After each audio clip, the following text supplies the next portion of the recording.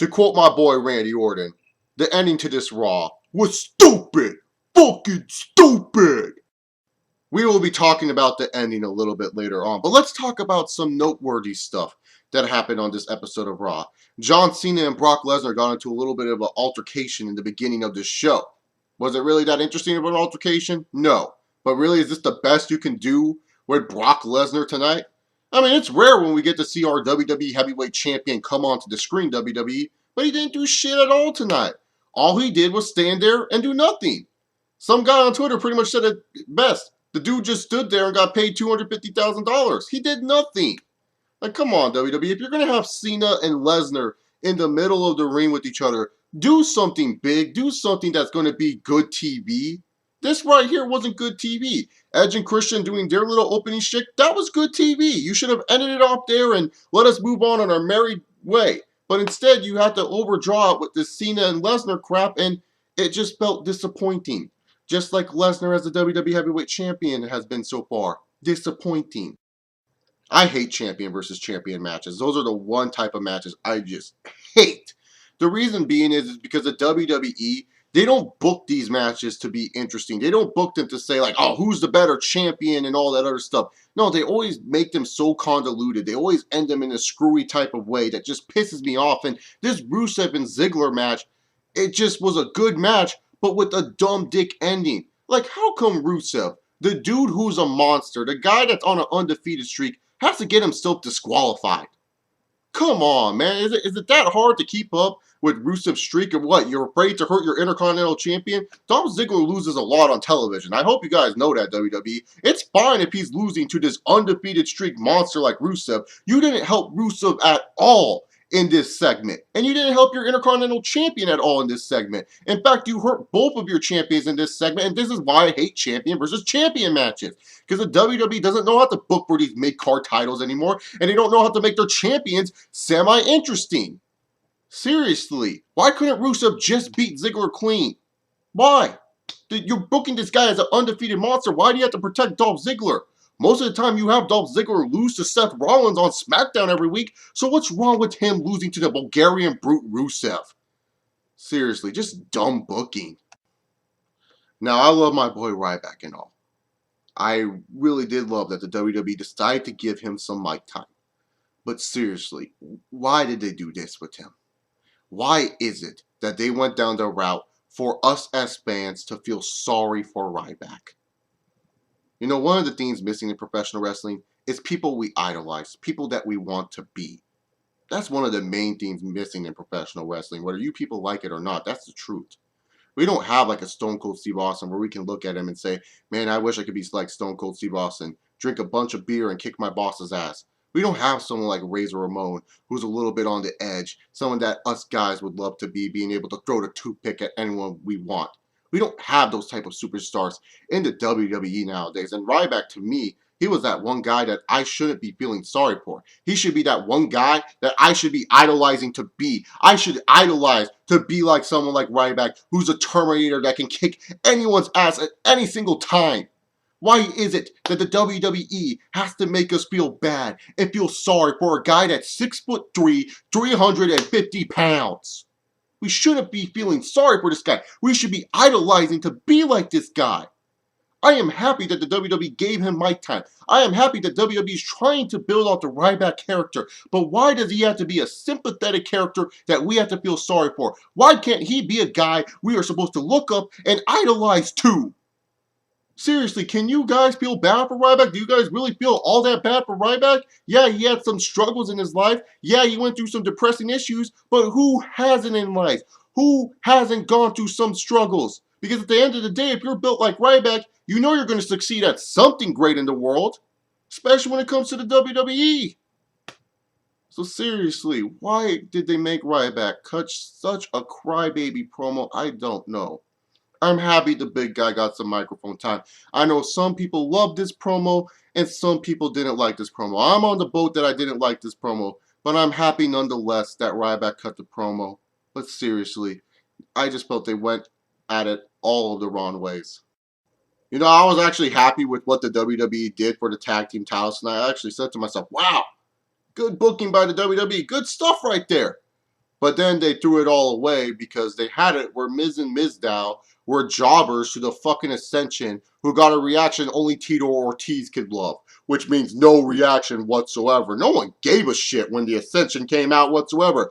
We heard and the Ascension came out there looking like idiots, and then no one was reacting. Everyone was just sitting there like, what? Then later on, when they were out there actually wrestling the match, no one seemed to care what they were doing. And then all people to take the pinfall. You have Damian Mizdow take the pinfall. How stupid is this company? You do something right with the tag team scene. You give the belts to the Usos, who are an actual tag team. You have it where you can set up for the rematch at the Royal Rumble between these two teams. Have it where Miz and Mizdow finally split off at the Royal Rumble, thus setting up a WrestleMania feud between the two. But instead of doing that, you want to try to get over the Ascension, and it didn't work at all because no one gave a shit, because no one gave a reaction to what these idiots were doing.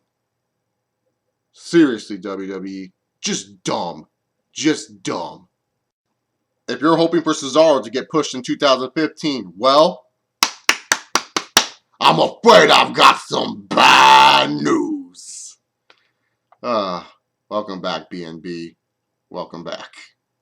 So Cockfist and Seth Rollins had a match, and really, to be honest, if the future is good for the So my boy Cockfist and Seth Rollins had a match tonight. It was actually a pretty good matchup, minus Big Show's annoying commentary. But at the end of the day, there was no definitive winner, because come on, you can't have your boy Cockfist lose clean to Seth Rollins. Ha! That'll just make too much sense. Why have the heels do anything in this company? Ha ha! So we're going to have it where Cockfist gets his ass kicked by the Big Show. So that way we can hype up the moment when it's Cockfist, Big Show, the final two in the Rumble, and Cockfist loads up that fist and makes it rain all over the Big Show's face. That's pretty much what they're setting up for. So yeah, that was pretty much that segment. So the Daniel Bryan said that he had a crossroads in his career, and he was going to make a huge announcement in front of us, the WWE Universe, about what's going to be the future of his career. And I was really interested in this segment, and I already knew that this segment was going to be a swerve. Because really, to be honest here, why in the blue hell, after all the shit they have given us in 2014, try to make this year any worse? So I knew that this would be a swerve. But I didn't want to make it feel like going in with Daniel Bryan's promo that it was going to be a swerve. I wanted to see what Daniel Bryan was going to do cutting a promo in the middle of that damn ring. And Daniel Bryan cut the best promo of his fucking career because I believed it. I thought he was retiring. I was saying, no, what are you doing, Daniel Bryan? No. You're supposed to cut the promo how you're coming back, man. Don't get me all choked up.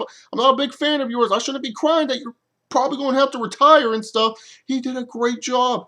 I believed in it. I was saying to myself, man, that sucks. Daniel Bryan has to retire. And then afterwards, he swerved us all, and he gave us the huge news that Daniel Bryan will be returning at the 2015 Royal Rumble. And just for you Daniel Bryan fans, I'll do it for y'all. Yes. Adds more predictability to this Royal Rumble match, or unpredictability, I should say, to this Royal Rumble match, because we all know who's still winning. Come on, guys. My boy Cockfist. Daniel Bryan may not win the Royal Rumble, but should he win the Royal Rumble? See, this is also a transition to my latest series that I will be having on my channel, Who Should Win the 2015 Royal Rumble, where I'll make cases for a bunch of superstars on why they should or shouldn't win the 2015 Royal Rumble. And the first of that videos comes out tomorrow on the Chase Oliver channel, so check that out. And welcome back, Daniel Bryan, to the WWE. This ending was stupid. Fucking stupid. Like I talked about in the beginning of my video. WWE, I get it. You tried to swerve us. You tried to say, hey, let's throw you a curveball. You didn't see this one coming. But sometimes when you throw a curveball, make sure it actually goes for a freaking strike and not goes into the flipping stands. Because that's what happened with this curveball. This curveball went all the way out of the park. This pitcher's so damn bad, they sent him out of the minor leagues. They didn't even bring him back down to the minors. They sent him out of the minor leagues. Whoever wrote this garbage needs to be fired. You could have just kept it simple. You could have ended Raw on a high note. You know, fans are already happy. Daniel Bryan's back. He's in the Rumble, baby. Yes. Now, make the fans even more happy. have it where Randy Orton comes out and RKO's the Seth Rollins and the Big Show in the middle of that ring, saving Edge, and him and Cena stand tall, send the fans home happy like that. But instead of doing something simple that would make fucking sense, you do this long, over freaking acted promo by Seth Rollins saying, I'm gonna break Edge's neck, I'm gonna paralyze it, and then you have it where Cena makes a decision to bring back the Authority. And it's only fitting, right? Let's end 2014 off a shitty segment. This whole year's been shitty for us, so let's end it off in the most shittiest way possible by making Survivor Series 2014 and that whole Survivor Series 5-on-5 match pretty much useless, and ending off where we have it where freaking the Authority's back, so 2015 can feel just like 2014 with the Authority coming out and cutting boring-ass promos. Great job, WWE. So excited for what you're going to do with us in 2015.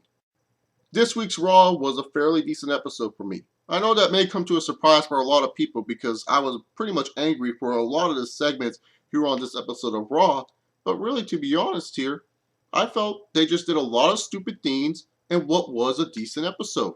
This episode kept me entertained for at least more than an hour and a half. That's something more than I can say than most episodes of 2014. I've said it many times in these reviews. If you can keep me entertained for at least an hour and a half, then it's a decent episode, and the WWE did that job there. There was just a lot of things that I found stupid and not needed on this episode. That's pretty much how I feel about this week's episode of Monday Night Raw. But what are your thoughts? Comment down below your thoughts on this week's episode of Monday Night Raw. Make sure you guys check out my Monday Night Raw podcast with Generic Minority that I will be having on his channel. That will be in the description box down below. Also in the description box is my Twitter, so follow me on Twitter at ChaseOliver68. Make sure you guys check out the first video of the series of who should win the Royal Rumble in 2015 tomorrow, and also the Q&A. Anyways, guys, I'll see you all next time. Hope you enjoy your evening. Peace.